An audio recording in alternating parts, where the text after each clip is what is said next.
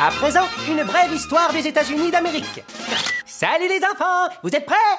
Il était une fois en Europe des gens qu'on appelait pèlerins. Ils avaient peur d'être persécutés.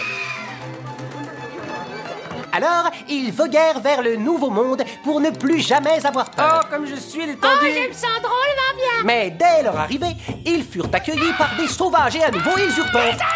Alors ils les tuèrent tous. On pourrait penser qu'anéantir un peuple ça calme, pas du tout. Au lieu de ça, ils eurent peur les uns des autres.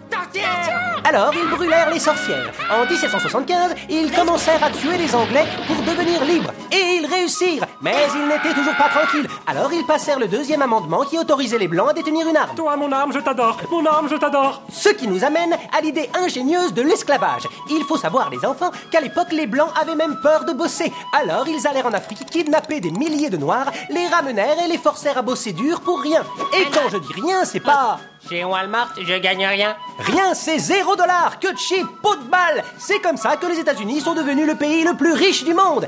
Est-ce que tout ce pognon et ce travail gratos, ça a calmé les Blancs? Sûrement pas. Ils eurent encore plus peur. Parce qu'après 200 ans d'esclavage, il y avait plus de Noirs que de Blancs dans le Sud. La suite est facile à deviner. Les esclaves se rebellèrent et commencèrent à trancher la tête de leur maître. Les Blancs flippaient complètement et disaient « Je veux vivre, ne me tue pas, grand homme noir !» Samuel Colt tomba à pic en 1836 avec son arme qui tirait plusieurs coups sans qu'on ait à la recharger.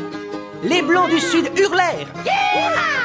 Mais c'était trop tard. Le Nord avait gagné la guerre de sécession et affranchi les esclaves. Ils étaient libres de tuer leur maître. Et eux disaient « Oh non, nous allons mourir !» Les esclaves ne se vengèrent pas. Ils voulaient juste vivre en paix. Mais il n'y avait pas moyen de convaincre les Blancs. Alors, ils créèrent le Ku Klux Klan. Et quand en 1871, le KKK devint une organisation terroriste illégale, un autre groupe fut fondé, la National Rifle Association.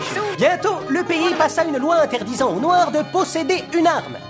Super année pour les États-Unis, le KKK et la NRA. Bien sûr, il ne faut y voir aucun lien, c'était un hasard. L'une prônait le port d'armes légal et l'autre lynchait les Noirs. Tout ceci dura jusqu'en 1955, quand une femme noire viola la loi en refusant de s'asseoir au fond du bus. Les Blancs étaient sciés. Oh, Elle reste là! qu'est-ce qui se passe? Il y eut une de ces pagailles. Les Noirs exigeaient des droits et les Blancs balisaient à mort et hurlaient « Sauvez-vous! Sauvez-vous! » C'est ce qu'ils firent. Ils s'enfuirent vers les banlieues où tout était blanc, sûr et propre. Ils s'achetèrent 250 millions d'armes, posèrent des verrous et des alarmes chez eux et des grilles dans tout le voisinage. Enfin, ils étaient rassurés dans leur petit nid douillet.